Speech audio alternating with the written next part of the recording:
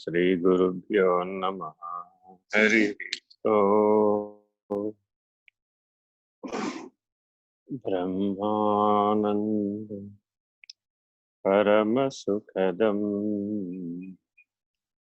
केवलं ज्ञानमूर्तिं द्वन्द्वातीतं गगनसदृशं तत्त्वमस्यादिलक्ष्यम् एकं नित्यं विमलमचलं सर्वधी साक्षिभूतं भावातीतं त्रिगुणरहितं सद्गुरुं तं नमामि। नमो ब्रह्मादिभ्यो ब्रह्मविद्या संप्रदाय कर्तृभ्यो वंश ऋषिभ्यो महाभ्यो नमो गुरुभ्यः। सर्वोपप्लवरहित प्रज्ञानघन प्रत्यगर्थो ब्रह्मैवाहमस्मि। अहं पदार्थरहितः सदाशिवसमारम्भाः व्यासशङ्करमध्यमाम् अस्मदाचार्यपर्यन्ताः वन्दे गुरुपरम्परा। हरिः ओम्। श्रीगुरुभ्यो नमः। हरिः ओम्।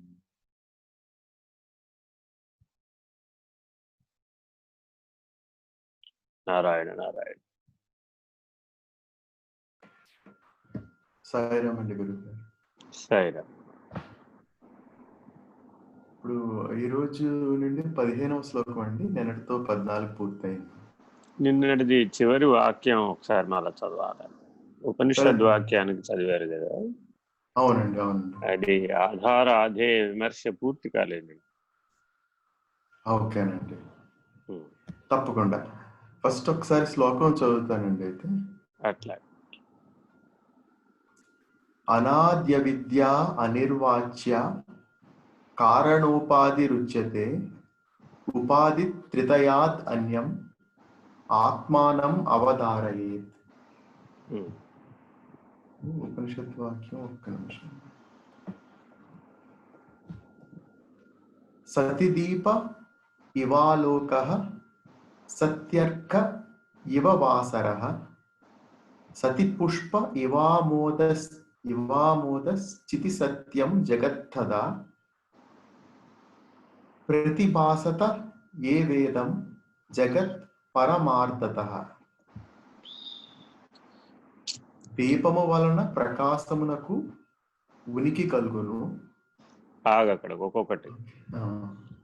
దీపం ఉంటే ప్రకాశం ఉందా? ప్రకాశం ఉంటే దీపం ఉందా? ఇది ఆధారాధేయ విమర్శ. అంటే ఉనికి అన్నది ఇక్కడ విచారణ, వ్యవహారం అన్నది విచారణ. ఇప్పుడు జీవుడు వ్యవహారం, ఆత్మ ఉనికి. ప్రకాశం ఉండబట్టే నీకు ప్రపంచం కనబడుతుంది. ఇదొక పద్ధతిలో విచారణ. ప్రపంచం ఉంది కాబట్టి, అది ప్రకాశిస్తోంది కాబట్టి నాకు నేను చూడగలిగే శక్తిని కలిగి ఉన్నాను కాబట్టి అది నాకు కనబడుతోంది. ఇది ఒక రకమైన విచారం. చూడటానికి నా లోపల ప్రకాశమే ఉన్నది, బయట ప్రకాశమే ఉన్నది. రెండు చోట్ల అంతర్బహిరములందు ఉన్నదంతా ప్రకాశమే కాబట్టి బయట జగత్తైనా లోపల జగత్తైనా ప్రకాశం వల్లనే కనబడుతోంది కాబట్టి నేను ప్రకాశ స్వరూపుడను. ఇది ఒక రకమైన విచారణ. ఇట్లా విచారణలో అనేక రకాల పద్ధతులు ఉన్నాయి. ఇప్పుడు ఇక్కడ స్వీకరించినటువంటి పద్ధతి ఏంటంటే 4 ఉపమానాలు స్వీకరించారు. అంటే ఏమిటి? ప్రపంచంలో అందరూ కూడా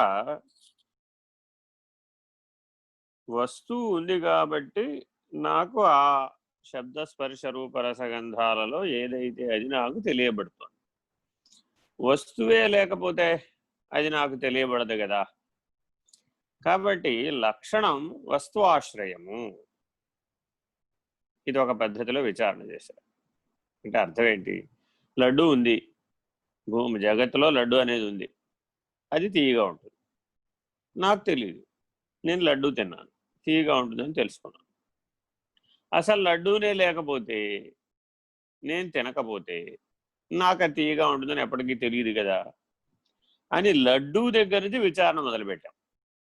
ఇది ఒక పద్ధతి. అంటే అర్థం ఏంటి? ఇప్పుడు నేను తీయదనాన్ని తెలుసుకోవడానికి లడ్డూ మీద ఆధారపడి ఉన్నాను. నేను ఆధేయం, లడ్డు ఆధారం. దేనికి? తీయగా ఉంటుంది అన్న లక్షణం తెలుసు, మధురం అన్న లక్షణాన్ని తెలుసుకోవడానికి. గులాబీ పువ్వు ఉంది, గులాబీ పువ్వు సుగంధాన్ని ఇస్తుంది, లేదు మల్లె పువ్వు సుగంధాన్ని ఇస్తుంది. అసలు జగత్తులో మల్లె పువ్వు అనేది ఒకటి ఉంటే ఆ సుగంధాన్ని నేను తెలుసుకుంటే అది మల్లె పువ్వు అని తెలుస్తుంది. ఇది మల్లె పువ్వా ఇది ఉల్లి పువ్వా తెలియజెప్పాలి అంటే సుగంధం వల్లే తెలియాలి. రెండు తెల్లగానే ఉంటాయి, కానీ దాని గంధాన్ని బట్టి, వాసనను బట్టి అది మల్లె పువ్వా ఉల్లి పువ్వా తెలుసు. కాబట్టి ప్రపంచంలో మల్లె పువ్వు ఉల్లి పువ్వు ఉండాలా వద్దా? ఉంటేనే కదా నేను తెలుసుకోగలిగేది. అసలు అవి లేనే లేకపోతే నేను ఎప్పటికీ తెలుసుకోలేదు. ఇలా వస్తువాశ్రయంగా విచారణ చేసే పద్ధతి ఒక పద్ధతి. రెండో పద్ధతి ఉంది, సకల వస్తువులకు ఉపాదాన కారణం, సకల జడచేతనములైన సృష్టి మొత్తానికి ఉపాదాన కారణం. అంటే పిండాండం నుంచి విచారణ చేయడం ఒక పద్ధతి, బ్రహ్మాండం నుంచి విచారణ చేయడం ఒక పద్ధతి. ఇప్పుడు మీకు ఉదాహరణ చెప్తా. సత్వరజస్తమో గుణాలు బ్రహ్మాండంలోనూ ఉన్నాయి, పిండాండంలో కూడా ఉన్నాయి. బ్రహ్మాండంలో ఉన్నప్పుడు సత్వగుణాధిక్యం అంతా కూడా దివి, దైవం, అధిష్టానం. రాజసికాంశం అంతా కూడా జీవులు, 84 లక్షల జీవరాశులు. తామసికాంశం అంతా కూడా స్థావర జంగమాత్మకమైనటువంటి స్థూల సృష్టి. అక్కడ ఆవరణ ఏమైపోయింది ఇప్పుడు అంటే సత్వగుణం ఆవరణ, విక్షేపమేమో జీవుడు, మలమేమో స్థూల ఉపాధి ధర్మంతో కూడినటువంటి సృష్టి. అదే అన్వయం మార్చామనుకోండి, అంటే పిండాండం నుంచి మొదలుపెట్టాం, శరీరం, ఇదంతా తమో గుణం. అయితే ఇప్పుడు వ్యతిరేకంగా అన్వయం వస్తుంది అనమాట. పిండాండం నుంచి చెప్పినప్పుడు ఆవరణ అంటే శరీరం, విక్షేపం అంటే మనస్సు, మలం అంటే బుద్ధిలో ఉన్నటువంటి మాలిన్యం, బుద్ధిలో ఉన్న త్రిగుణ మాలిన్యానికి ఆవరణ. ఈ ఆవరణతో కూడినటువంటిదంతా స్థూల శరీరంతో కూడినటువంటి తమో గుణం అని చెప్పే పద్ధతి ఒకటి ఉంది. అంటే శరీరం పడిపోతే అన్నీ పోతాయి, ఆవరణ పోయినట్టేగా. చాలుగా, శరీరం పోతే ఒప్పేసుకుంటే చాలుగా, ఆవరణ రహితుడివేగా. అప్పుడు మరి సూక్ష్మ శరీరం అది ఆవరణ కాదా? అది విక్షేపం కాదా? అది కదా ఉత్తరాంతరంలో దేహాంతర ప్రాప్తిని పొందుతోంది, ఈ స్థూల శరీరం కాదు కదా. కాబట్టి ఆవరణ దోషాన్ని స్థూల శరీరానికి అన్వయం చేయటం ఆధారాధేయ విమర్శకి సరిపోదనమాట. స్థూల శరీరమే నాకు ఆధారము అన్నప్పుడు నేను ఆధేయం అయిపోయాను కదా. అప్పుడు నేను ఆత్మస్వరూపుని ఎలా అవుతాను? ఈ ప్రశ్నల్ని శాసకుడు సరిగ్గా అనుసంధానం చేయకపోతే వేదాంతంలో ఉన్నంత తికమక ఎందులోనూ ఉండదు. జాగ్రత్తగా అన్వయం చేయాలండి. ఎన్నో సాంప్రదాయిక పీఠాలలో ఈ విమర్శ సరిగా జరగదు. ఆవరణ అంటే బ్రహ్మాండాధిష్టానాన్ని ఆవరణగా స్వీకరించాలి కానీ పిండాండమునకు ఆధారంగా ఉన్నటువంటి ప్రత్యేగాత్మని స్వీకరించాలి కానీ కర్మేంద్రియ సంఘాతమైనటువంటి శరీరాన్ని మనం ఆవరణగా స్వీకరించామనుకోండి, అప్పుడు చార్వాకవాదం అయిపోతుంది. అది అద్వైతవాదం అవ్వదు, అచల సిద్ధాంతం అసలు అవ్వదు. అందుకని చాలా జాగ్రత్తగా ఈ ఆధార ఆధేయం, దేనికి ఏది ఆధారమై ఉన్నది, ఆ చెట్టులో ఆ లక్షణం సహజంగా ఉండబట్టి దాని ఆకులు, దాని పూలు, దాని కాయలు అదే లక్షణాన్ని ప్రతిబింబిస్తాయి, కొత్త లక్షణాన్ని ప్రతిబింబించవు. భూమి అన్నిటికీ ఒకటే, పంచభూతాలన్నిటికీ ఒకటే అయి ఉన్నప్పటికీ వేప చెట్టు కానీ ఉండదు, మామిడి చెట్టు కానీ. వేప చెట్టు మామిడి చెట్టు అవ్వదు, మామిడి చెట్టు వేప చెట్టు. కానీ పంచభూతాలన్నీ సమానంగానే ఉన్నప్పటికీ మానవుడు ఒక్కడే తనను తాను మార్చుకోగలిగేటటువంటి, స్వభావాన్ని మార్చుకోగలిగేటటువంటి, విమర్శ చేయగలిగేటటువంటి, విచారణ చేయగలిగేటటువంటి శక్తిని కలిగి ఉన్నాడు.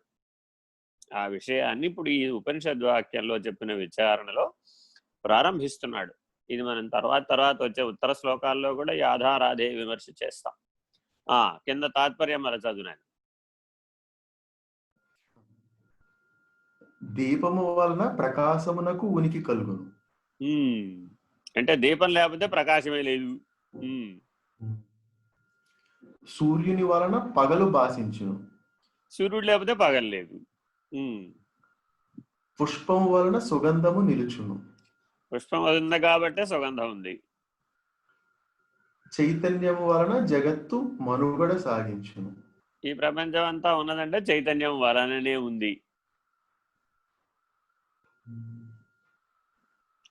ఏది కరెక్ట్? ఇప్పుడు ప్రపంచం ఉంది కాబట్టి చైతన్యం ఉందన్నామా, చైతన్యం ఉంది కాబట్టి ప్రపంచం ఉందనాలా? ఇది ఆధారాధేయ విమర్శ అంటే.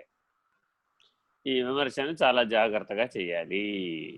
ఆత్మ ఉన్నది కాబట్టి సకల సృష్టికి, సకల జీవరాశులకి, సకల మానవులకు ఉనికి వచ్చింది. అది ఆధారం, ఇది ఆధేయం. ఇలా చేయాలి. అంతేగాని జీవులందరూ, మానవులందరూ కళ్ళెదురకుండా పరిణామం చెందుతూ కనబడుతున్నారు కాబట్టి ఆత్మ ఉన్నది అని నిర్ణయం చేసామనుకోండి, అప్పుడంతా వ్యతిరేకమైపోతుంది. ఈ ఉపమానాలని చాలా జాగ్రత్తగా వాడారు ఆ ఉపనిషత్తులో. అందుకని అన్వయం చేసుకునేటప్పుడు అన్వయ వ్యతిరేక భేదాలను సరిగ్గా అన్వయం చేసుకోవాలి. నేనున్నాను కాబట్టి నా కుటుంబం ఉంది, నేనే నా కుటుంబానికి ఆధారం. భౌతికంగా బాహ్యంలో ఇది సత్యమే అనపడుతుంది. కానీ నీ కుటుంబంగాను, నీవుగాను, సకల సృష్టిగాను ఉన్నది ఒక ఆత్మయే. ఇలా చేస్తేనే ఆత్మవిచారణ అవుతుంది. అంటే భేద దృష్టితో చేస్తే అది ఆధారాధేయ విమర్శగా ఉపయోగపడదు. అద్వైత పద్ధతిగా, ఏకత్వ పద్ధతిగా విచారణ చేయాలి. సూర్యుడు, సూర్యప్రకాశం రెండు ఒకటే. ప్రకాశం ఉండబట్టే సూర్యుడు గుర్తించబడుతున్నాడు. ప్రకాశమే లేకపోతే ఆయన కూడా ఓ చంద్రుడే, మరో సూర్యుడు వెతుక్కోవాలి. ఇలా విచారణ చేద్దామా? సూర్యుడే బ్రహ్మాండ అధిష్టానం కాబట్టి సర్వప్రకాశము సూర్యప్రకాశం వలనే ప్రకాశిస్తోంది. ప్రకాశానికి అధిష్టానం సూర్యుడు. అంటే ఎప్పుడూ కూడా అధిష్టాన నిర్ణయం చేసేటప్పుడు లక్షణ నిర్ణయంతో చేయాలి, లక్షణ సామ్యంతో చేయాలి. చంద్రమా మనసో జాతః అని పంచీకరణం చెప్పింది. అంటే సమిష్టి మనస్సుకు అధినాయకుడు, అధిష్టానం చంద్రుడు. అది ఎలాగండి? చంద్రుని ప్రభావం చేత, చంద్రశక్తి ప్రభావం చేత మనసు పనిచేస్తుంది. ఇది చూడాలి అంటే ఎక్కడికి వెళ్ళాలి అంటే మానసిక వికలాంగుల పాఠశాలకు వెళ్ళాలి. అక్కడ కనబడుతుంది పౌర్ణమికి అమావాస్యకి వాళ్ళలో స్పష్టమైనటువంటి భేదం. లేదంటే మానసిక వ్యాధిగ్రస్తుల యొక్క వైద్యశాలకు వెళ్ళాలి, అక్కడ కనబడుతుంది. అంటే భౌతికంగా చూస్తేనే నమ్ముతానండి అన్న వాళ్ళందరూ ఇట్లాంటి ఆధారాలు వెతుకుతారు. ఇట్లా పదార్థగతమైనటువంటి విచారణ చేసేటటువంటి వాళ్ళకి లక్షణ సామ్యమైనటువంటి విచారణ చేసే శక్తి ఉండదు. వేదాంత విచారణ లక్షణ సామ్యంతో చేయబడుతుంది. అందువల్ల లక్షణాన్ని గుర్తించేటటువంటి బుద్ధి వికాసాన్ని మనం పొందాలి. అలా అయినప్పుడు మాత్రమే సాధకుడు ఆధార ఆధేయ విమర్శకు అధికారి అవుతాడు. లక్షణాన్ని గుర్తించే శక్తి లేకుండా ఆధార ఆధేయ విమర్శ సరిగా జరగదు. ఈ సత్యాన్ని గ్రహించి ఏ వేదాంత విచారణ చేస్తున్నా లక్ష్యం దిశగా విచారణ చేయాలి. లక్ష్యానికి భిన్నమైనటువంటి పద్ధతిగా విచారణ చేయకూడదు. ఇది గుర్తుపెట్టుకోవాలి. 3 గుణాలకి అధిష్టానం ఆవరణరహితం అయ్యే పద్ధతి పరాత్పరం. అందుకని దేని నుంచి ఏది వ్యక్తీకరించబడిందో క్రమసృష్టిలో బ్రహ్మణోరవ్యక్త వ్యక్తాన్ మహతు మహదోర్మహదహంకార మహదహంకారాత్ పంచతన్మాత్ర పంచతన్మాత్రాత్ పంచభూతేభ్యో దాని నుంచి ఓషధులు నుంచి అన్నం నుంచి జీవులు, ఇలా వరుస క్రమంలో వచ్చినప్పుడు సర్వాధిష్టానం కింద బ్రహ్మమును ఉంచాలి. బ్రహ్మము దిశగా విచారణ చేయాలి. జీవ సృష్టి దిశగా విచారణ చేసి జీవుడి దగ్గరకు వచ్చి ఆగిపోకూడదు. నేను లేకపోతే ఈ ప్రపంచం లేదండి. నేనేం లేకపోతే బ్రహ్మం అనే నేను లేకపోతే. అంతేగాని నామరూపాత్మకమైనటువంటి వ్యవహారాత్మకమైనటువంటి జీవుడు నేను లేకపోతే సృష్టి లేదంటే అది ఎవరు కూడా నిర్ణయాత్మకంగా ఒప్పుకునే అవకాశం ఉండదు. ఎందుకంటే అనేక మంది నామరూపాలు కలిగిన వాళ్ళు వచ్చిపోతూ ఉంటారు. ప్రపంచమే వచ్చిపోతూ ఉంటుంది, సృష్టి వచ్చిపోతూ ఉంటుంది. కాబట్టి అన్వయం చేసేటప్పుడు చాలా జాగ్రత్తగా చేయాలి. చదవండి తర్వాత. గురువుగారు, ఇప్పుడు దీపం వల్ల ప్రకాశము, సూర్యుని వల్ల పగలు అన్నప్పుడు ఈ ప్రకాశము పగలు బాహ్యంగా కనిపించే లక్షణం. ఇప్పుడు అక్కడ ఏంటంటే చీకటి, అంతకుముందు ఎలా చెప్పారంటే అవిద్య విద్య. విద్య అనేది జ్ఞానం ప్రకాశం, అవిద్య అనేది చీకటి.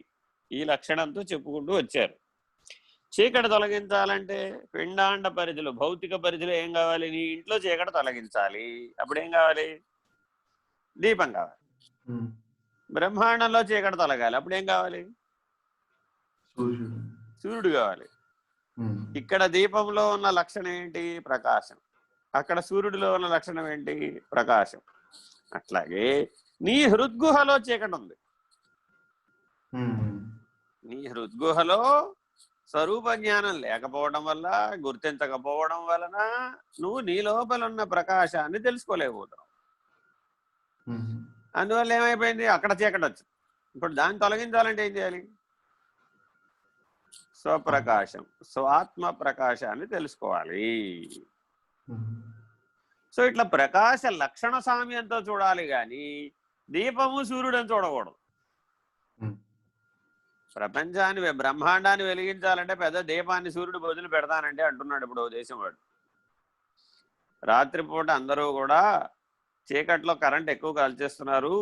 ఈ కరెంట్ ఎక్కువ కాల్చకుండా మనమే ఒక ఆర్టిఫిషియల్ సూర్యుడిని పెడితే, ఓ పెద్ద శాటిలైట్ను, ఓ పెద్ద దర్పణాన్ని ఆకాశంలోకి పంపించి చంద్రప్రకాశం వంటి ఇంకా చంద్రుల్ని, ఒక 10 మంది చంద్రుల్ని గనక మనం రాత్రిపూట గనక ఎటువైపు రాత్రి అయితే అటువైపు వాటిని తిప్పేటట్టయితే అప్పుడు ప్రపంచంలో అందరూ కూడా సూర్యప్రకాశం లాగానే ఈ ప్రకాశాన్ని కూడా అనుభవించి లైట్లు వేసుకోవాల్సిన అవసరం లేదు, కరెంట్తో పని లేదు. ఎలా ఉంది ఐడియా?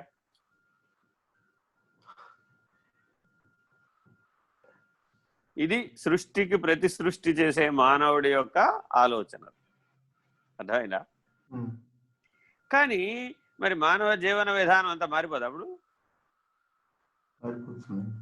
బయోకెమిస్ట్రీ అంతా మారిపోదా? అప్పుడు ఏమైపోతావు? ఎప్పుడు నిద్రపోతావు? ఇప్పుడు ధ్రువ ప్రాంతం వైపు వెళ్లే కొద్దీ 6 నెలలు పగలు 6 నెలలు చీకటి. అట్లాగే రాకెట్ స్పేస్ లోకి వెళ్ళారు, అక్కడ ఏమైంది? అక్కడ సంవత్సరం అంతా పగలే. ఇట్లా మానవ జీవన ధర్మాలన్నీ మారిపోతాయి. అప్పుడు 84 లక్షల జీవరాశుల జీవధర్మాలు కూడా మారిపోతాయి.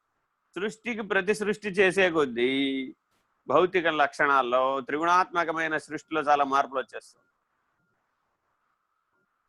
అందుకని ఇప్పుడు అక్కడ చెప్పిన ఉపమానాలని ఉనికి దృష్ట్యా, ప్రకాశమనే ఉనికి దృష్ట్యా చూడాలి, భౌతికమైన పదార్థం దృష్ట్యా చూడకూడదు. అర్థమైందా? అల్టిమేట్ గా నువ్వు ఎక్కడికి చేరాలి? సత్ అనే ఉనికి దగ్గరికి, చైతన్య స్థితిని, ప్రకాశ స్థితిని, జ్ఞాన స్థితిని, ఆనంద స్థితిని గుర్తుపట్టాలి. ఆ లక్షణాలని గుర్తుపట్టడానికి మాత్రమే నువ్వు శబ్దస్పర్శ రూపరస గంధాలను వాడాలి. ఇప్పుడు అక్కడ చెప్పిన ఉపమానాలన్నీ శబ్దస్పర్శ రూపరస గంధాలకు సంబంధించినవే, మన కళ్ళెదురుకుండా కనబడేవే. వాటిని చూసి నువ్వు దేన్ని గుర్తుపట్టాలి? సత్యము, చైతన్యము, ప్రకాశము, జ్ఞానము, ఆనందం. ఆ 5ంటిని చూసి ఈ 5 లక్షణాలను గుర్తుపట్టగలిగిన వాడే స్వరూప జ్ఞాన నిష్ఠుడు అవుతాడు. అప్పుడే అంతటా ఆత్మను దర్శించగలుగుతాడు. అంతటా తనను దర్శించుట, తనలో అంతటిని దర్శించడం అనేటటువంటిది ఎప్పుడు పూర్తవుతుందంటే, ఈ సత్యము, చైతన్యము, ప్రకాశము, జ్ఞానము, ఆనందం అనే లక్షణాలను మాత్రమే గుర్తించి మిగిలిన ఉపాధి భేదాలను వదిలేయాలన్నమాట. అర్థమైందా? సరే, చదవండి. కనుక ఆత్మయే సర్వాధిష్టాన స్వరూపమై ఉన్నది. అది వెరీ ఇంపార్టెంట్. నువ్వు ఎప్పటికప్పుడు నిర్ణయానికి ఎటు రావాలంటే స్వరూప జ్ఞాన నిష్టకి నిర్ణయానికి రావాలి.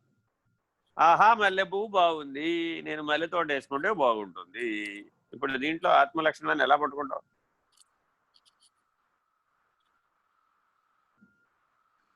ఆ మల్లె పువ్వు యొక్క సుగంధాన్ని ఆనందించేటటువంటి లక్షణం విషయానందం, గంధ తన్మాత్ర యొక్క ఆనందం, సూక్ష్మాంగమైనటువంటి భోగ సాధనం, భోగాయతనమైనటువంటి ప్రపంచం. కానీ దీనికి అధిష్టానం ఎవరు అని ప్రశ్న రావాలి ఎప్పటికప్పుడు.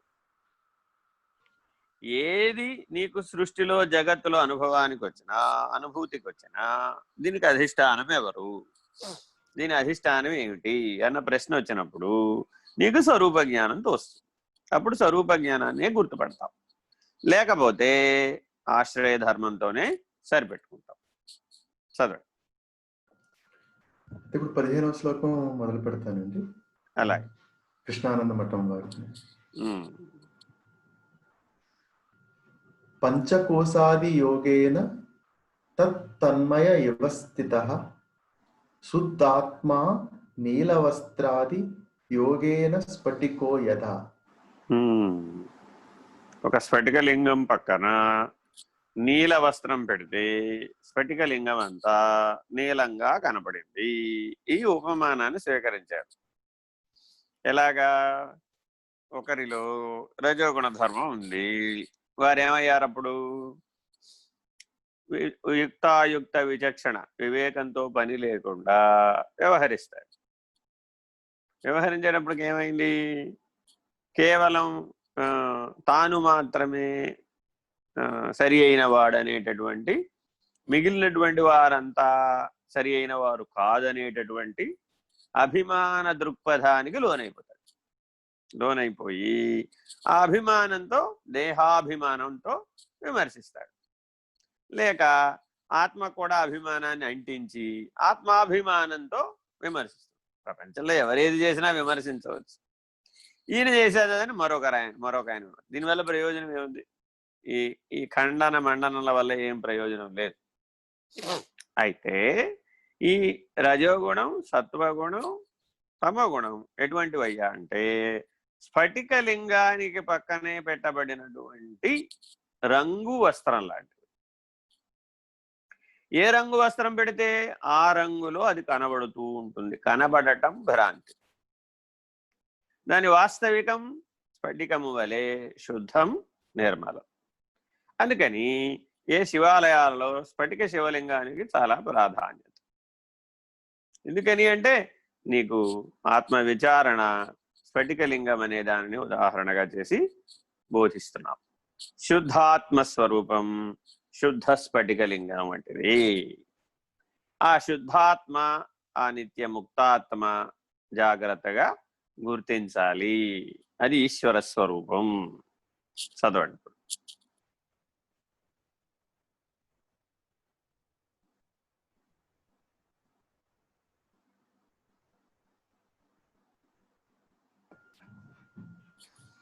అవిద్యా స్వరూపములు వివరింపబడుతున్నవి.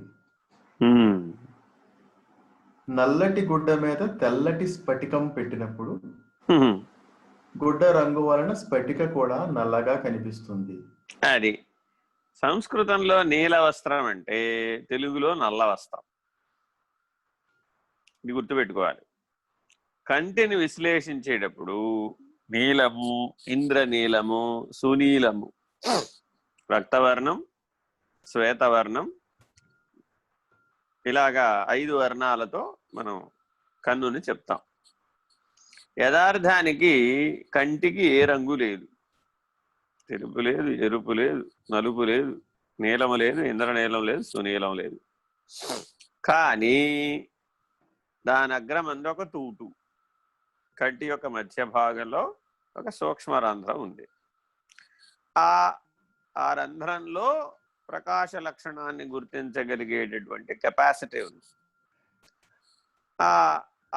ఆ మెరుపు పనిచేస్తున్నంతసేపే ఐబాల్ తిరుగుతూ ఉంటుంది, చూస్తూ ఉంటుంది, తెలుసుకోగలుగుతుంది. వాస్తవికంగా చూస్తే ఆప్టిక్ నర్వ్, వెనకాల ఉన్నటువంటి కంటికి సంబంధించినటువంటి నర్వ్ కనెక్ట్ అయ్యి అది విశ్లేషించబడితేనే, మెదడులో విశ్లేషించబడి దృశ్య విశ్లేషణ జరిగినప్పుడు మాత్రమే నిర్ధారణకు వచ్చాడు ఇది అని. ఇలా దృశ్య విశ్లేషణ నిరంతరాయంగా కళ్ళు తీసి తెరచి మూసినప్పుడల్లా జరిగిపోతూనే ఉంటుంది. అంటే మానవుని యొక్క శక్తిలో, ప్రాణశక్తిలో సగభాగం దీనికే ఖర్చు పెట్టబడుతుంది. మిగిలిన సగభాగం అంతా కూడా చాలా ఇంద్రియాలకు ఖర్చు పెట్టబడుతుంది. అందులో మళ్ళీ సగభాగం నోటికి ఖర్చు పెట్టబడుతుంది. పొద్దున్న లేచిన దగ్గర రాత్రి నిద్రపోయే వరకు మాట్లాడుతున్నాం. ఇవాళ మౌన దినం, అవతార్ మెహర్ బాబా మౌన దినం. ప్రపంచం అంతా మౌనాన్ని పాటిస్తారు. మనం కూడా ఈ ప్రభాత సంధ్య తర్వాత పాటించవచ్చు. జాగ్రత్తగా గమనిస్తే గమనించడానికి ఉపయోగపడాలి ఎప్పుడు కూడా బుద్ధి. బుద్ధి సాక్షి రూపిణి వ్యవహారాత్మక బుద్ధి ఓ ఇది జీవ. సాక్షిగా ఉన్నప్పుడు ఇదే బుద్ధి ఆత్మని పిలువబడుతుంది. వ్యవహారంగా ఉన్నప్పుడు జీవుడని పిలువబడుతుంది. అభేద దృష్టితో ఉన్నప్పుడు ఆత్మని పిలువబడుతుంది. భేద దృష్టితో చూసినప్పుడు జీవుడని పిలువబడుతుంది. కాబట్టి బుద్ధిగ్రాహ్యం అతీంద్రియం. ఇంద్రియ జ్ఞానం చూపెట్టే దానిని అతీత పద్ధతిలో విచారణ చేయాలి అంటే దానికి బుద్ధి ఒక్కటికే అవకాశం ఉంది. ఈ బుద్ధికి ఉన్నటువంటి గొప్ప బలం ఇదే. కళ్ళెదురకుండా స్ఫటికలింగం నల్లగా కనబడుతోంది. స్ఫటికలింగం నల్లగా ఉందేంటి? స్ఫటికలింగం నల్లగా ఉండదు కదా, తెల్లగా ఉండాలి కదా, పారదర్శకంగా ఉండాలి కదా. ఇదే నల్లగా కనబడుతుంది అన్న సందేహం రావాలి. కళ్ళెదురకుండా కనపడ్డది సత్యంగా భావించి నమ్మేసిపోతే అది అవిద్య. ఇంద్రియాలు చూపెట్టింది సత్యం అనుకోవడమే అవిద్య. ఇంద్రియాతీతమైన దానిని గుర్తించగలగడమే విద్య. అపరోక్షానుభూతి అతీత పద్ధతిగానే సాధ్యం, కైవల్యం రహిత పద్ధతిగానే సాధ్యం. మానవ జీవితంలో రెండు ముఖ్యమైనటువంటి అనుభూతులు, మజిలీలు. ఒకటి అపరోక్షానుభూతి, ఇది అతీత మార్గం. రెండు కైవల్యం, ఇది రహిత మార్గం. ఈ రెండింటిని మానవుడు బుద్ధిని ఉపయోగించే పొందాలి, ఎరుకను ఉపయోగించే పొందాలి. బుద్ధిని ఉపయోగించి అతీత స్థితికి చేరాలి, ఎరుకను విడచి ఎరుకను రహితపరచి కైవల్యాన్ని పొందాలి. ఇక్కడ అక్కడ, అక్కడేమో సమిష్టి, ఇదేమో వ్యష్టి. బుద్ధిగ్రాహ్యమతీంద్రియం. అయితే ఈ బుద్ధికి ఓ సమస్య ఉంది. ఏమిటది అంటే బుద్ధి కర్మానుసారిణి. ఇది సూక్ష్మాంగం కాబట్టి ఈ సూక్ష్మాంగంలో పనిచేసేటటువంటి భోగాయతనము, భోగ సాధనము అయిన రెండు లక్షణాల వలన కర్మ చేత ప్రేరేపించబడి రజోగుణాత్మకమై, ఇంద్రియ ధర్మమై, భౌతిక ధర్మమై, ఇంద్రియ ఫలితంగా కర్మేంద్రియ, జ్ఞానేంద్రియ, ప్రాణేంద్రియ, విషయేంద్రియ సంఘాతం ఏం తెలియజెప్తే అదే సత్యమని నమ్మేటటువంటి అభ్యాసం కలిగి ఉంది. ఈ అభ్యాసం నుంచి ఈ విద్య అనేటటువంటి అభ్యాసంలోకి మార్చాలి. జ్ఞానాభ్యాసం. అవిద్య అనేది కేవలం ఇంద్రియ ధర్మాలు తెలియచెప్పిన దాన్ని, తెలియచూపిన దానిని యథాతథంగా సత్యమని నమ్మటంతో వచ్చింది. విచారణ చేయకపోవడం వల్ల వచ్చింది, విశ్లేషణ చేయకపోవడం వల్ల వచ్చింది, అతీత దృష్టితో చూడకపోవడం వల్ల వచ్చింది. చదవండి. ఎరుపు మొదలైన ఏ రంగు గుడ్డ మీద ఉంచితే స్ఫటిక తెల్లగా కాక ఆ గుడ్డ రంగుగానే కనబడుతుంది. అది ఈ ఉపమానం ఇదనమాట. పక్కన ఏ రంగు పెడితే అలా కనబడుతుంది. ఇది స్ఫటిక దోషము కాదు, స్ఫటిక రంగు మారిన దోషము కాదు. వాస్తవానికి ఏం మారలేదు, మారినట్లు కనబడింది. స్ఫటికకు రంగు వస్త్రంతో చేరిన దోషం. అంతే, చేరలేదు, చేరినట్లుగా కనబడిన దోషం. జీవుని భ్రాంతికి పంచకోశములు శాస్త్రం చెబుతున్నది. అన్నమయ, ప్రాణమయ, మనోమయ, విజ్ఞానమయ, ఆనందమయ. మయ అంటే అర్థం ఏంటంటే నిండి ఉండుట. అన్నము చేత నిండి ఉన్నది ఏదో అది అన్నమయము, ప్రాణము చేత నిండి ఉన్నది ఏదో అది ప్రాణమయం, మనసు చేత నిండి ఉన్నది ఏదో అది మనోమయం, విజ్ఞానము చేత నిండి ఉన్నది ఏదో అది విజ్ఞానమయం, ఆనందము చేత నిండి ఉన్నది ఏదో ఆనందమయం. నడవడం వలన ఎవరికైనా ఆనందం వస్తుందా? వస్తుందా రాదా? 4 రోజుల పాటు కూర్చుంటే తెలుస్తుంది నడవడంలో ఉన్న ఆనందం ఏమిటో. లేవకుండా 4 రోజులు కూర్చున్నాడు అనుకోండి, ఏమైపోతాడు? కాళ్ళు పనిచేయవు, ఇంద్రియాలు పనిచేయవు, కర్మేంద్రియాలు పనిచేయవు. అప్పుడు ఏమనిపిస్తుంది? లోపల నుంచి ప్రేరణ ఏమనిపిస్తుంది? ఓసారి లేచి నడవరా బాబు. అప్పుడు నడిస్తే దుఃఖం వచ్చిందా, ఆనందం వచ్చిందా? ఆనందం రాదు. 4 రోజులుగా కూర్చుని ఉండేప్పటికి ఒకేసారి కదిలిచేటప్పటికి అంతా కీళ్ళు కాళ్ళు పట్టేసి విపరీతమైన దుఃఖం వచ్చింది. కానీ కొద్దిగా సాధన చేయడం వల్ల ఏమయ్యాడు? పూర్వస్థితికి మరలా బ్యాలెన్స్ అయ్యాడు. కాబట్టి సమత్వంలో ఆనందం ఉందా, విషమత్వంలో ఆనందం ఉందా, ప్రత్యేకతలో ఆనందం ఉందా? సమత్వంలోనే ఆనందం ఉంది. కానీ అప్పుడప్పుడు ఏం చేశాడు? ఈ సమత్వం అనే ఆనంద లక్షణం నుంచి జీవ లక్షణమైన విషమత్వం, విశేషత్వంలోకి వచ్చాడు. అర్థమైందా? గాఢ నిద్రావస్థలో మన ఇంద్రియ ధర్మాలన్నీ ఏమైపోయినాయి? సమత్వ స్థితికి వచ్చేసినాయి. అక్కడేవి దేనికి ప్రాధాన్యత లేదు. కన్ను ఉన్నా లేకపోయినా, కాలు ఉన్నా లేకపోయినా గాఢ నిద్రావస్థలో ఏమైనా పనుందా వాటికి? ఏం పని లేదు. ఆ ఇంద్రియ ధర్మాలు ఏమి లేవు. సమత్వంలోకి వచ్చేసాం కాబట్టి ఆనందాన్ని అనుభవిస్తున్నావు. అక్కడ తల్లి గర్భంలో మొదలు పెట్టాడు నిద్రపోవడం, ఆఖరి పెద్ద నిద్రపోయేదాకా పోతూనే ఉంటాడు. మరి ఎందువల్ల? ఆ సమత్వంలో ఉన్న ఆనందాన్ని అనుభవిస్తున్నాడు, విశ్రాంతిని పొందాడు, శక్తివంతుడు అయ్యాడు. లేచేటప్పటికి మళ్ళా కార్యక్రమాలు చేశాడు, మళ్ళా ఇంద్రియ ధర్మాల్లో ప్రవేశించాడు, మళ్ళా విషయాల్లో ప్రవేశించాడు, మళ్ళా కర్మ చేశాడు, మళ్ళా ఫలితాలు పొందాడు, మళ్ళా విశ్రాంతి. రోజంతా ఇదేగా పని. ఇది ఎలా ఉందయ్యా? ఆ పంచకోశాలను ఆత్మన్న ఉనికి ఆధారంగా ఉన్నది. ఇదంతా ఆత్మన్న ఉనికి ఎలా ఉంది? స్ఫటికలింగం వలె ఉంది. ఈ పంచకోశాలు 5 వర్ణాలలో ఉన్నాయి. ఒకటి ఎర్రగా ఉంది, ఒకటి తెల్లగా ఉంది, ఒకటి నల్లగా ఉంది, ఒకటి బాగా నల్లగా ఉంది, ఒకటి నీలము నలుపు కలిసినట్టుగా ఉంది. ఇవి పంచవర్ణాలు. మరి ఈ పంచవర్ణాలకు సంబంధించినటువంటి రంగులతో గుడ్డలను పట్టుకెళ్ళి స్ఫటికలింగం పక్కన పెడితే ఏమైంది? ఆయా వర్ణాలలో ఆ స్ఫటికలింగం భాషించింది, కనబడింది. అంతే, ప్రతిబింబవత్తుగా కనబడింది. వాస్తవానికి స్ఫటికలింగం మారిపోయిందా?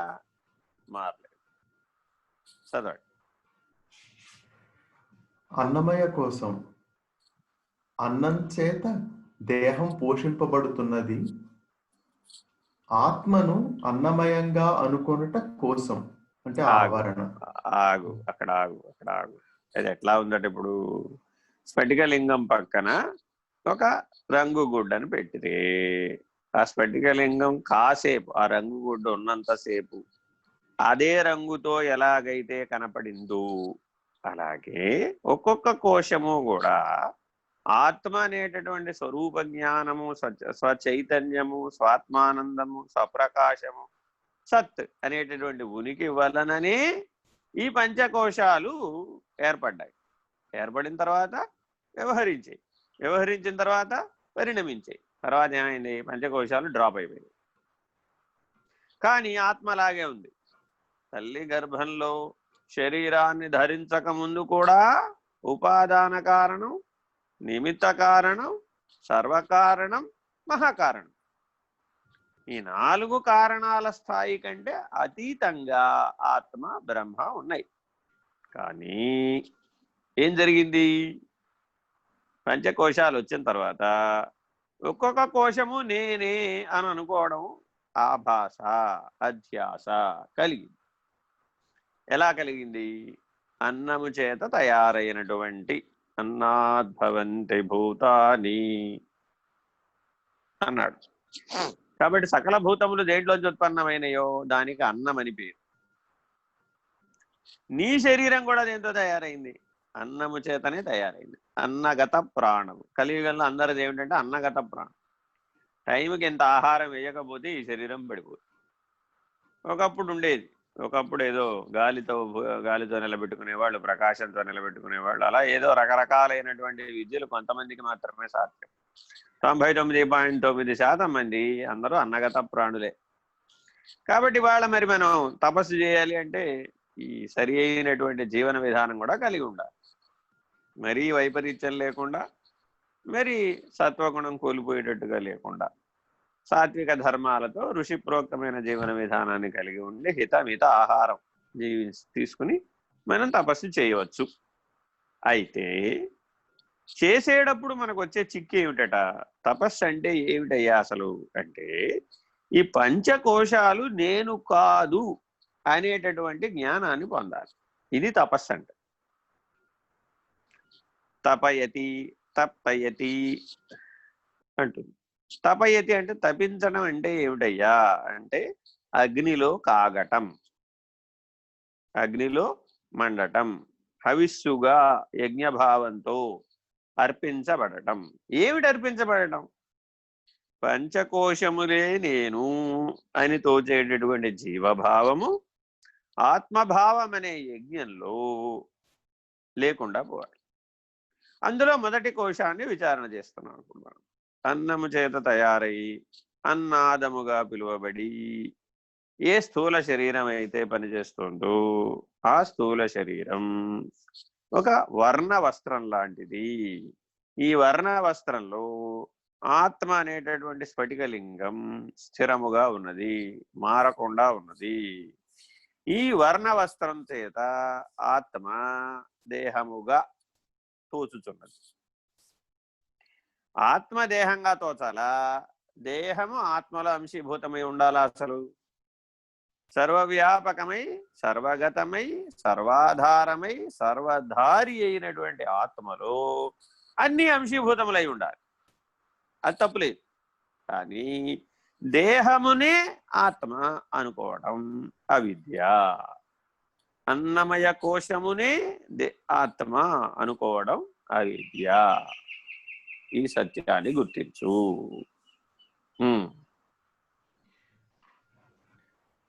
ఆత్మను అన్నవికారంగా అన్నంతో మార్పు చెందేదిగా అనుకొనుట అన్నమయ కోసం.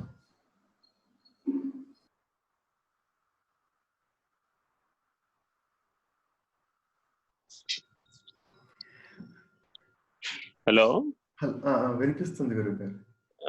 చెప్పండి.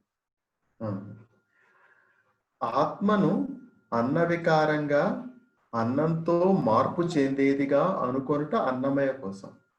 ఇక్కడ ఏం చెప్పారంటే, ఒక గుప్పెడు మట్టి ఓ మూల వేస్తూ పోయామనుకో, ఏమవుతుంది? ఓ పెద్ద మట్టి కుప్పగా తయారవుతుంది.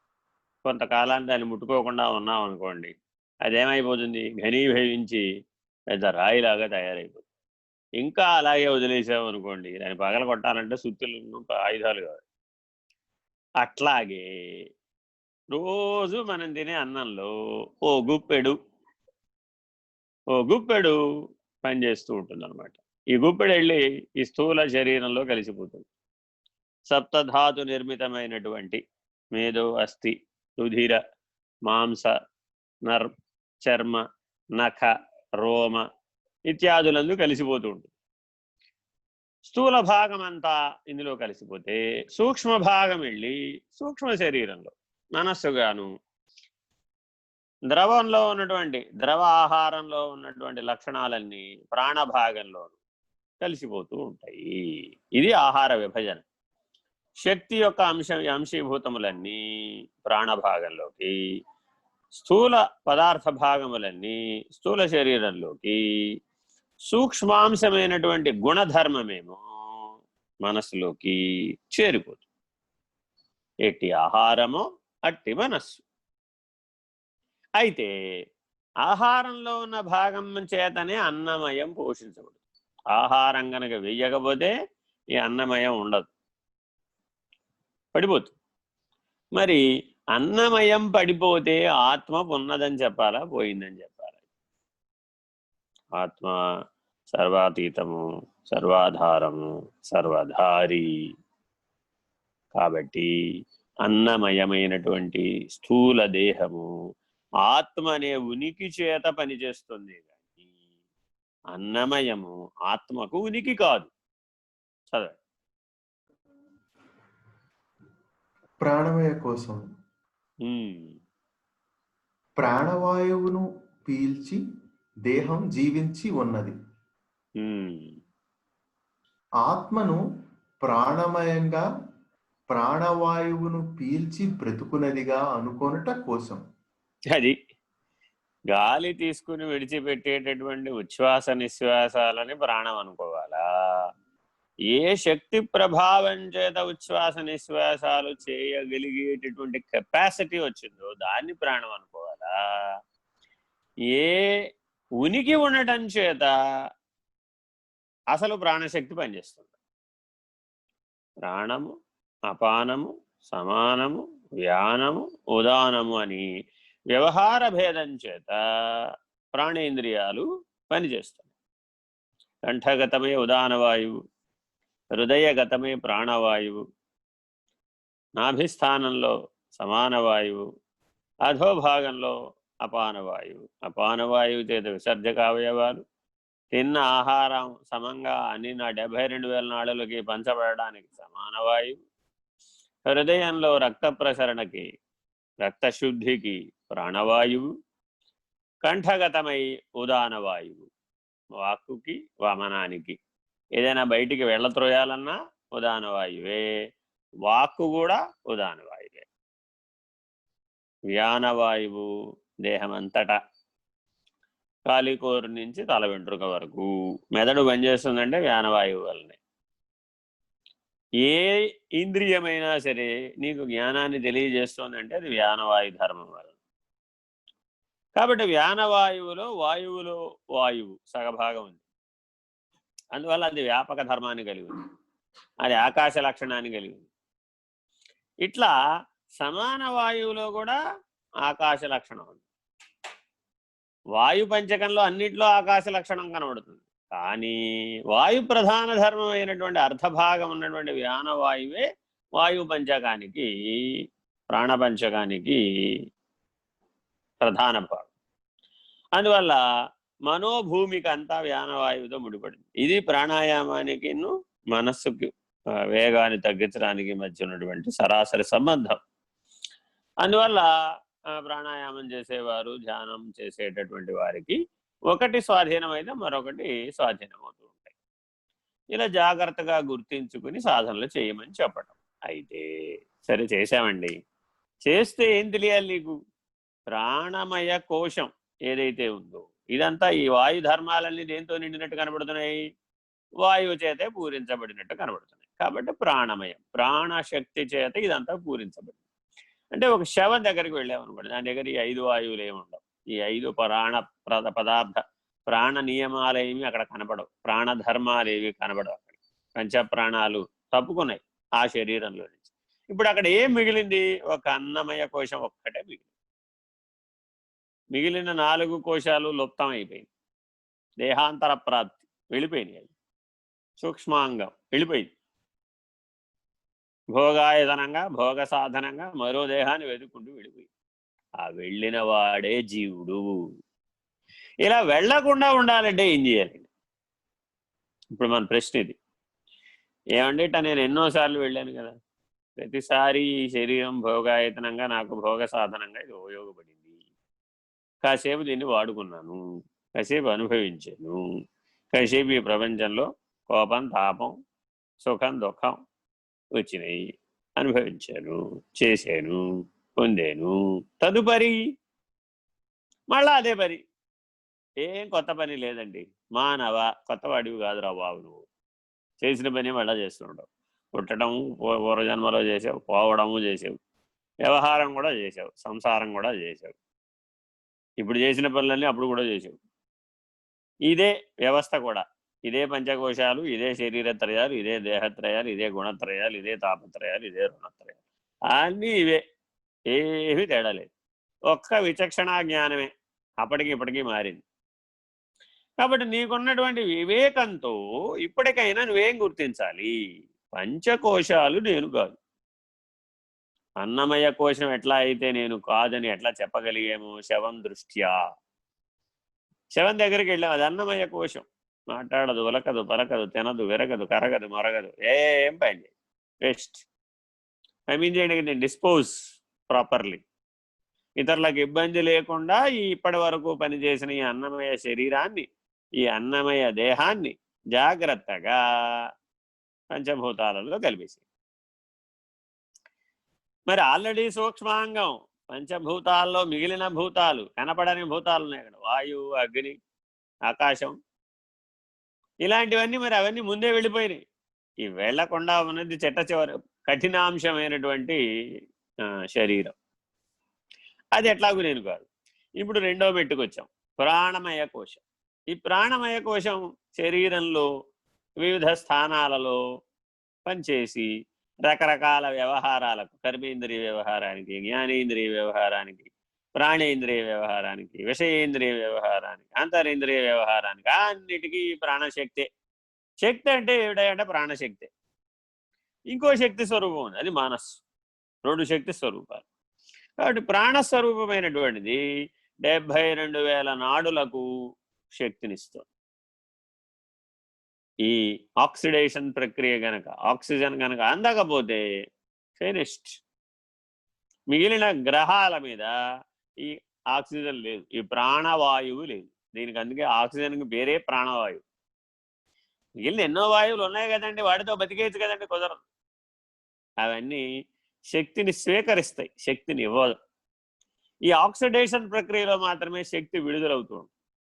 రక్తం ప్రతి క్షణం గుండె ఊపిరితిత్తుల మధ్యలో రక్త ప్రసరణ జరుగుతూ ఈ ఆక్సిజన్ ఇవ్వడం తీసుకోవడం, ఇవ్వడం తీసుకోవడం, ఇవ్వడం తీసుకోవడం.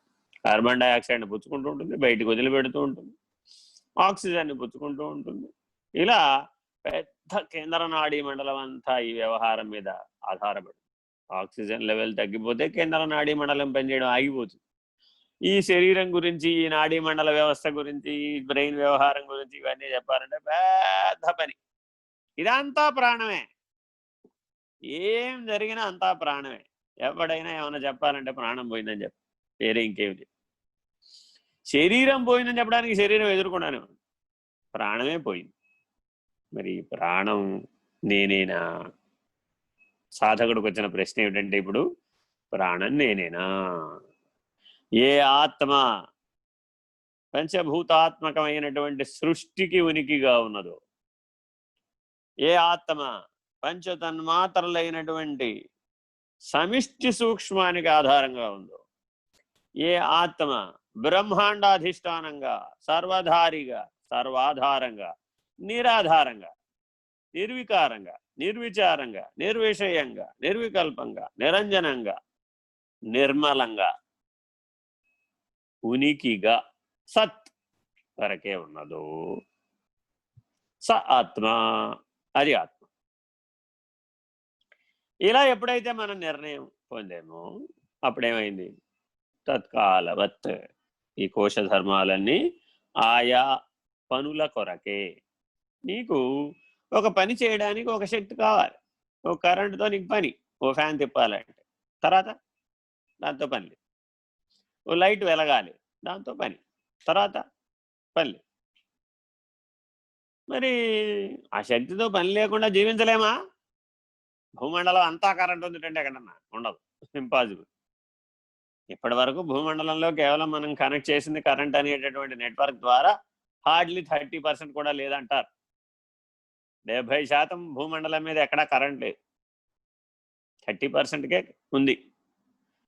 మరి ఇతరత్ర ప్రాంతాలు అన్నీ వెలుగుతున్నట్టు కనబడుతున్నాయి కదండి, భ్రాంతి అంతే. సూర్యప్రకాశం భూమండలంలో అంతటా ఉంది.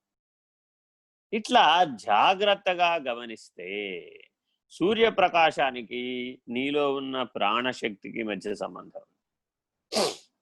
ఆ ప్రకాశము నీలో ప్రాణశక్తిగా పనిచేస్తుంది. నిస్తేజం అయిపోతాడట. ప్రాణం తప్పుకోగానే ఈ శరీరం నిస్తేజం అయిపోతుంది. ప్రకాశం ప్రాణం, సమిష్టిలో సూర్యప్రకాశం, వ్యష్టిలో ప్రాణప్రకాశం.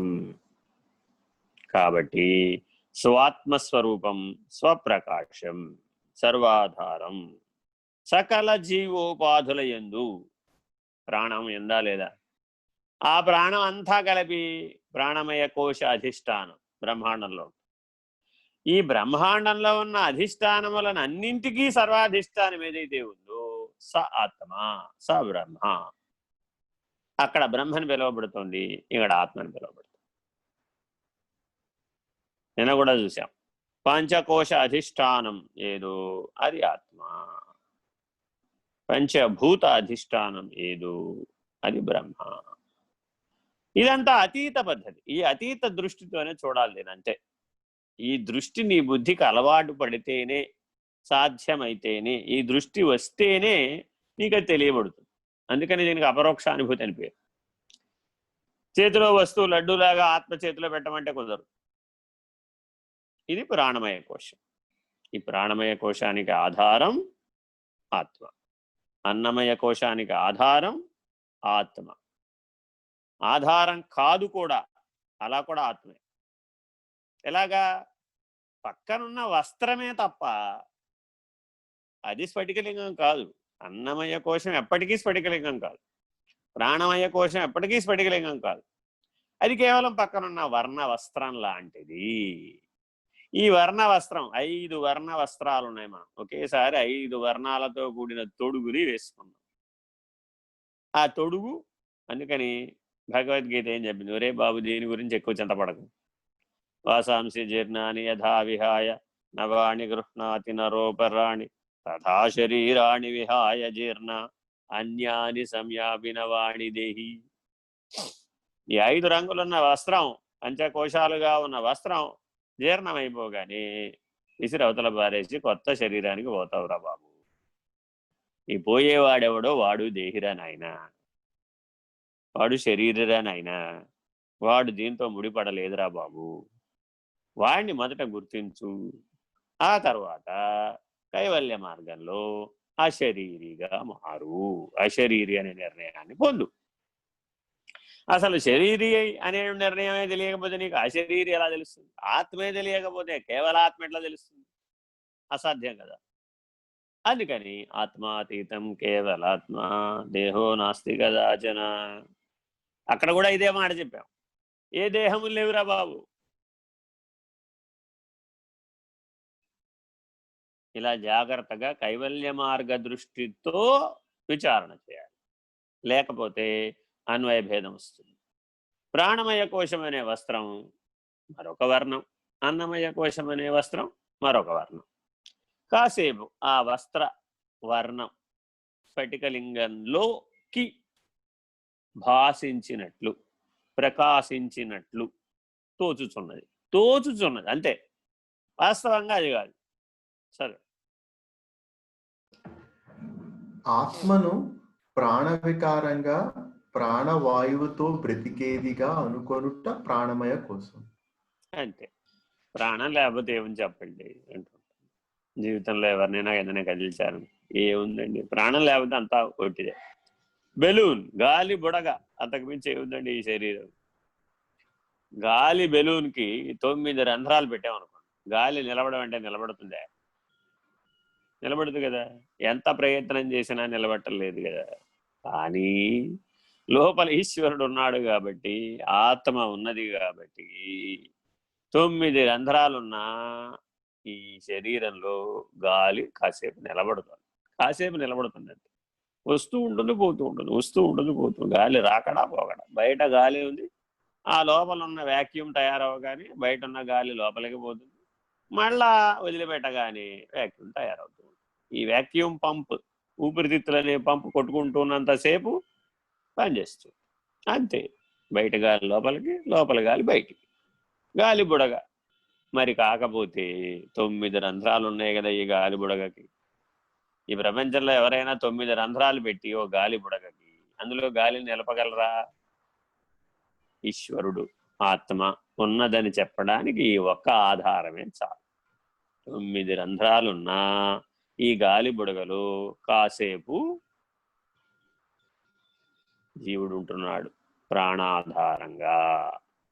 ఆత్మ ప్రాణానికి ఉనికి, అంతేగాని ప్రాణాధారంగా ఆత్మ ఉన్నది అని అనుకోవడం పొరపాటు, అజ్ఞానం, అవిద్య. ఇందాకేం చెప్పాడు? అన్నమయ కోశం ఆధారంగా ఆత్మ ఉన్నది. తప్పునైనా ఆత్మ ఆధారంగా అన్నమయ కోశం, అంతేగాని ఆత్మ అన్నమయం మీద ఆధారపడి లేదు. ఈ ఆధార ఆధేయ విమర్శ చక్కగా చేయాలి. అన్నమయ కోశము, ప్రాణమయ కోశము ఆధేయము, ఆత్మ ఆధారము. సరే. మనోమయ కోశము మనస్సు యొక్క చపలమును ఆత్మ చైతన్యంగా అనుకొనుట కోసం. అంటే సంకల్ప వికల్పాత్మకం మనస్సు యొక్క లక్షణం ఏమిట్రా? ఒకటి ఆలోచిస్తూ ఉంటుంది, ఒకటి కాదంటూ ఉంటుంది, ఒకటి అవునంటూ ఉంటుంది, ఒకటి కాదంటూ ఉంటుంది. నువ్వేదైనా ఒకటి తోచగానే options available 1 to 10 A to Z చెప్పేసి. నేను సెల్ ఫోన్ కొనుక్కుంటే బాగుంటుంది సంకల్పం. ఇంకేముంది? ఓ పెద్ద ప్రపంచం వచ్చి చేతిలో కూర్చో. ఇక దాని గురించి జీవితంలో ఒక 1 నెల రోజులు ఖర్చు పెట్టాలి. ఖర్చు పెడితే కానీ ఏం కొనాలో తేవాలి. ప్రపంచంలో తెలిసిన వాళ్ళందరినీ అడగాలి, అన్వేషించాలి, పరిశోధించాలి, నానా కష్టాలు పడాలి. తిరిగి సెల్ ఫోన్ కాస్త చేతికి రాగానే అందులో మునిగిపోయాడు. సరే, ఇప్పుడు రకరకాల ప్రపంచాలన్నీ కనబడుతున్నాయి, కలిసిపోతున్నాయి. ఏతావాత ఇవన్నీ దేని వల్ల కనబడుతున్నాయి? భగవద్గీత అంటుంది, నీకు 6వ ఇంద్రియం రా బాబు మనస్సు. 5 ఇంద్రియాలు నీకు బాగానే కనబడుతున్నాయి, కర్మేంద్రియాలు. కానీ కర్మేంద్రియాలు పనిచేయాలంటే ప్రాణశక్తి ఉండాలి, మనస్సు ఉండాలి. ప్రాణశక్తి ఉన్నప్పటికీ మనసు పనిచేయలేదు అనుకోండి, ఆ ఇంద్రియ ధర్మాలు నీకేమి తోచలేదు. కాబట్టి మనశ్రేష్ఠానింద్రియాణి అంటుంది. ప్రతిదానికి 6వ వాడు ఒకడు ఉండాలి, వాడు లేకపోతే కుదరదు. బుద్ధేస్తు పరతస్తు మనః. ఈ మనసు కంటే కొద్దిగా అవతల ఏదైనా ఒకటి ఉందిరా బాబు, ఇదైనా అంతా సర్వం అంటే కాదురా నాయన, దీని అవతల బుద్ధి కూడా ఉంది, అదే పరం. ఆ పరమన్న లక్షణాన్ని తెలియజెప్పేది ఏదో దానికి బుద్ధి అని పేరు. అతీత లక్షణాన్ని తెలియజెప్పేది ఏదో దానికి బుద్ధి అని పేరు. ఇలా నువ్వు బుద్ధిని వాడుకోవడం నేర్చుకోవాలి. కానీ నిశ్చయాత్మకో బుద్ధి అని బుద్ధికి నిర్వచనం. నిశ్చయాత్మకో బుద్ధి అంటే ఏం చేయాలిరా బాబు అంటే, ఏం చేయాలనేది అతీత లక్షణంతో నిర్ణయించాలి, అప్పుడు మాత్రమే అది బుద్ధి. అతీత లక్షణాన్ని విడిచిపెట్టి వ్యవహార లక్షణంతో కిందకి దిగొచ్చి ఇంద్రియ ధర్మాలతో గనక సాధర్మ్యాన్ని పొందితే జీవుడు. పరమాత్మ యొక్క అతీత లక్షణంతో, పరమాత్మ యొక్క సర్వాధార లక్షణంతో, సర్వాధిష్టాన లక్షణంతో, నిరాధార లక్షణంతో బుద్ధి గనక సాధర్మ్యాన్ని పొందితే అప్పుడు అది కైవల్య మార్గం. ఇదే జగత్తులోనే ప్రవృత్తి మార్గము ఉంది, నివృత్తి మార్గం ఉంది. ఇప్పుడు అంతరంలో ఎప్పుడు బుద్ధి నివృత్తి మార్గంలో ఉండాలి. మనోమయ కోశంలో ఉన్న సంకల్ప వికల్పాలను సరి అయిన దిశగా బుద్ధి నడపాలి. ఈ మనోమయ కోశంలో ఉన్న సంకల్ప వికల్పాలు స్వయం చేతనమా, స్వయం చాలితమా అన్నది ప్రశ్న. ఏమంటే తమంతటా తామే సంకల్ప వికల్పాలు వచ్చిపోతుంటాయా? తమంతటా తామే నడుపబడుతున్నదా? పరాధీనమా, స్వకీయమా, పరకీయమా అన్న విమర్శ. ఆధారాధేయ విమర్శ ఎంత విస్తృతమైనటువంటి విమర్శో, స్వకీయ పరకీయం కూడా అంత విస్తృతమైన విమర్శ వేదాంత చర్చ. చాలా లోతుగా చేయాలన్నమాట దీన్ని కూడా. మనసు ఆత్మపై ఆధారపడి ఉన్నది, ఆధేయం. మనోమయ కోశం అంటే నీ కర్మేంద్రియాలు, నీ జ్ఞానేంద్రియాలు, నీ ప్రాణేంద్రియాలు అన్ని మనోమయ కోశంలో అంతర్భూతం భాగం. ఒక మనసు గాఢ నిద్రావస్థలో పనిచేయకపోతే ఏమున్నాయో ఏం లేదో కూడా నీకే తెలియదు. కానీ మనోమయ కోశం, విజ్ఞానమయ కోశం, ఆనందమయ కోశంలో అంశీభూతములు అయిపోయినాయి. అప్పుడు ఒక ఆనందమయ కోశమే బలంగా పనిచేస్తుంది. మరి వ్యవహార కాలంలో ఉన్న అన్నమయ, ప్రాణమయ కోశాలు ఆనందమయ కోశంలో భాగం కాదండి? భాగమే. నీకు ఏ ఇంద్రియాలు కదిల్చినా, ఏ ఇంద్రియాలు వ్యవహరించినా 5 5 25లో నీకు ఆనందమే కలుగుతోంది కదా. ఎండ్ రిజల్ట్ ఆనందమే కదా. కనురెప్పలు తీసివేయడం మానేసే తెలుస్తుంది ఎంత కష్టం. ఎక్కువ వ్యవహారం గురించి మనం మాట్లాడుకోకర్లే.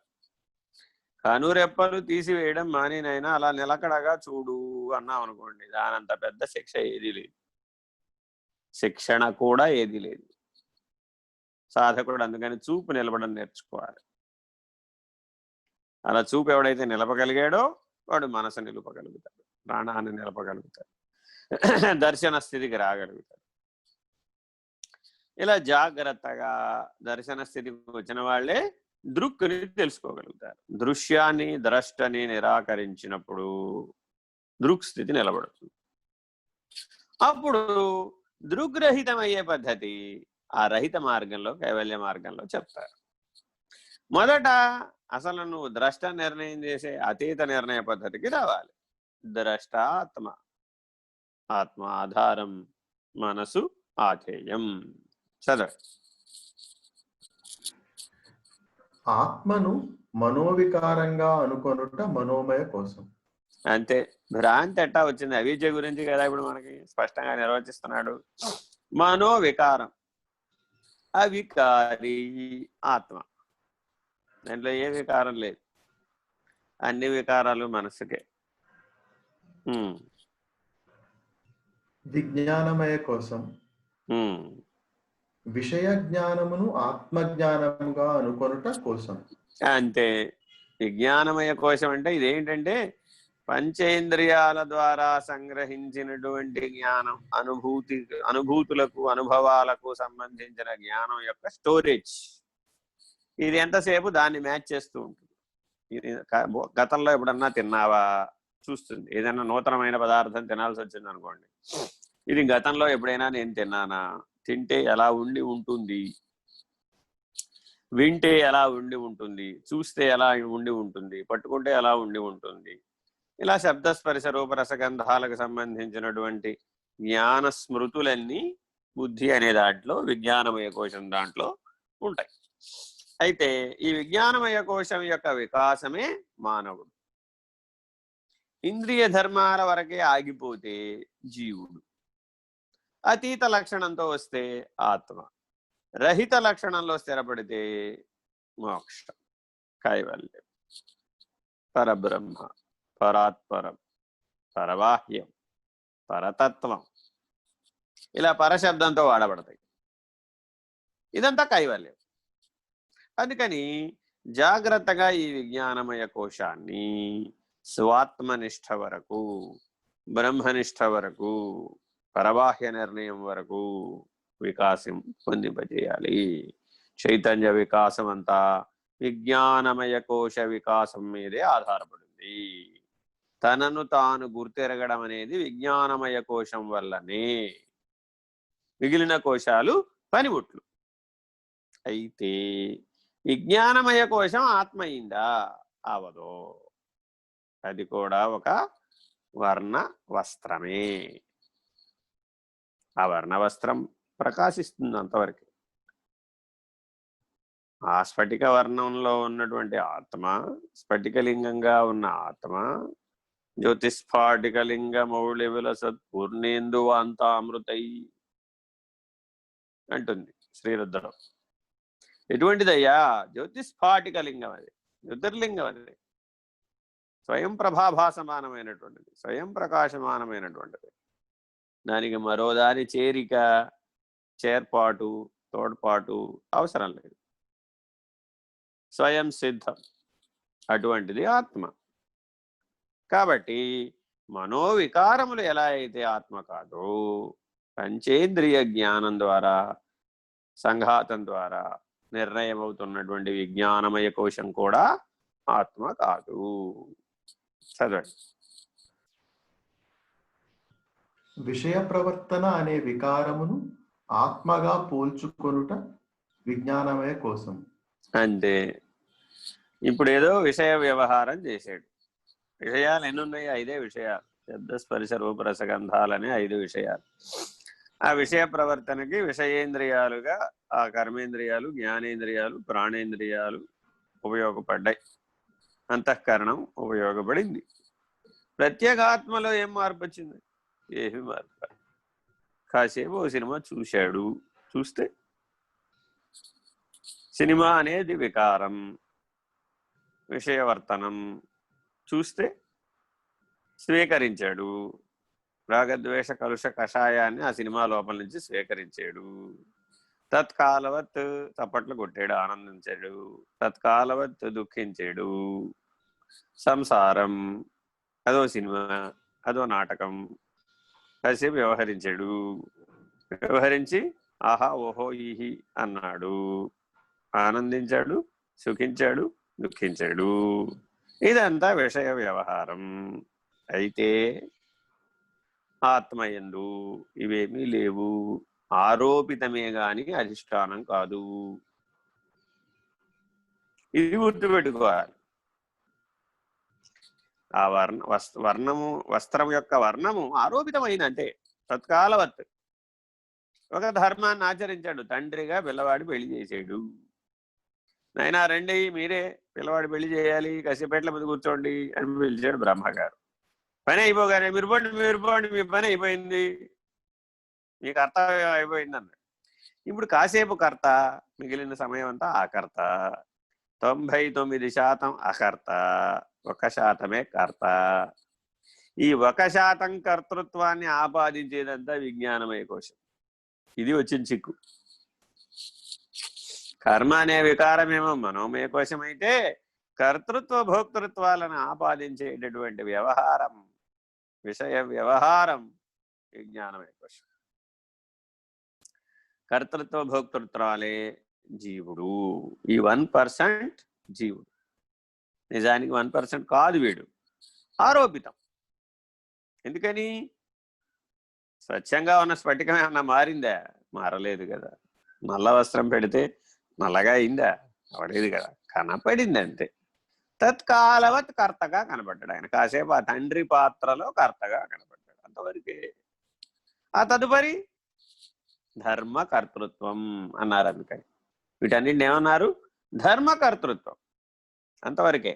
వైదిక ధర్మం ఏమింటారా? ధర్మకర్తృత్వం అంటే అతనికి స్వాత్మనిష్టను బోధించడానికి, స్వరూప జ్ఞాన నిష్టను తెలియజేయడానికి నీవు స్వరూప జ్ఞాన నిష్ఠుడై చేస్తున్నటువంటి జ్ఞానపూర్వకమైన ప్రయత్నమేదో దానికి ధర్మకర్తృత్వం అని పేరు.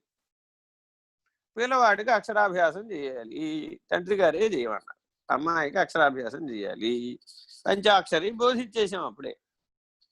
నమశివాయ సనాతన ధర్మంలో ఉన్న గొప్ప విశేషం ఇదే. ఎవరు ఉపదేశం లేదని భావించక్కర్లేదు. పంచాక్షరి మంత్రోపదేశం అక్షరాభ్యాసం నాడే చేయబడుతుంది తండ్రి ద్వారా. అందువలన ఆ పంచాక్షరి మంత్రాన్ని జీవితం అంతా జపం చేయవచ్చు. ప్రతి మానవుడికి అర్హత, అధికారం ఉంది. శివనామస్మరణకు అధికారం లేనివాడే లేడు. అందువల్ల ఓం నమ శివాయ, సిద్ధన్నమ, సిద్ధస్వరూపుడు, శివాత్మస్వరూపుడు, చైతన్యస్వరూపుడు, ప్రకాశస్వరూపుడు, జ్ఞానస్వరూపుడు, ఆనందస్వరూపుడు, సత్స్వరూపుడు. నీ స్వరూపాన్ని తెలియజెప్పే ప్రతి పని ధర్మకర్తృత్వం. అవిద్యను ప్రోత్సహించేది, విషయ వికారాలని, విషయ వ్యవహారాలను ప్రోత్సహించే ప్రతి పని జీవభావం. అవిద్య సమ్మోహితం. చదవండి. సైన్సును విజ్ఞాన శాస్త్రం అనుట విజ్ఞానమయ కోసం. భౌతిక విజ్ఞానం ఇదంతా విజ్ఞానమయమే. దీని పదార్థ విజ్ఞానం, శక్తి విజ్ఞానం, ఇలా రకరకాల స్థాయి భేదాలుగా, మనోవిజ్ఞానం, ఇలా ఎన్నన్నా చెప్పుకోవచ్చు. ఇది అంటే విశ్లేషణ చేస్తే కనపడని దానిని తెలుసుకోవడానికి చేసే ప్రయత్నం ఏదైతే ఉందో దానికి విజ్ఞానం. కళ్ళు ఎదురకుండా నీళ్లు కనబడుతున్నాయి, అందులో హైడ్రోజన్ 2 అణువులు ఉన్నాయని, ఆక్సిజన్ 1 అణువు ఉందని ప్రయోగశాలలో గుర్తుపెట్టి ఇందులో ఈ 2 వాయువుల యొక్క మిశ్రణం వలన నీరు తయారైంది అని చెప్పారు. నీటిని మళ్ళీ విడగొడితే ఆ 2 వాయువులు అవుతుంది అని కూడా చెప్పవచ్చు. కానీ ప్రయోజనం ఏముంది? ఆ వాయువుల్ని నువ్వు నీ శరీరంలో మార్చుకోగలవా? ద్రవంగా మార్చుకోలేవు. ద్రవాన్ని పుచ్చుకోగలవు. కావాలంటే నీ శరీరంలో అవి మళ్ళా అణు విఘటనం చెంది హైడ్రోజన్, ఆక్సిజన్ గా విడిపోయి ఉపయోగపడవచ్చు. ఆ శక్తి నీ శరీరంలో ఉండవచ్చు, నీ ల్యాబొరేటరీలో ఉండవచ్చు. ఇది తెలుసుకోవడం వల్ల ఏమైంది అంటే ఆ నీటితో సంపర్కం చెందినటువంటి ఇతర పదార్థాలు, సృష్టిలో చాలా పదార్థాలు ఉన్నాయి. పీరియాడిక్ టేబుల్లో మూలకాల సంఖ్య పెరిగిపోతూనే ఉంది. ఒకప్పుడు 16తో మొదలు పెట్టాం, ఇప్పుడు 160, 130, 190, 210 అలా పెంచుతూ పోయాం. తెలుసుకుంటూ పోయే కొద్దీ ఆ మూలకాల ఎలిమెంట్స్ యొక్క మారిపోతూ ఉంటుంది. సరే, అవన్నీ ఏవేవి దేంతో ఎట్లా చర్య ప్రతిచర్యలు, మానవ జీవనంలో చర్య ప్రతిచర్యలు చాలా ప్రధానం. ఓ మందు వేసుకున్నాం, ఆ మందు నీ శరీరంలో ఏం మార్పులు తెస్తుంది, చర్య ప్రతిచర్య ఏం జరిగింది, కెమికల్ బ్యాలెన్స్ ఈక్వేషన్ ఎలా జరుగుతుంది, అది నిజంగా జీవ భౌతిక రసాయనిక చర్యలు. ఇవన్నీ ఏమన్నారంటే జీవ భౌతిక రసాయనిక చర్యలని అధ్యయనం చేయడానికి పనికొచ్చేదంతా విజ్ఞానమే. కానీ స ఆత్మ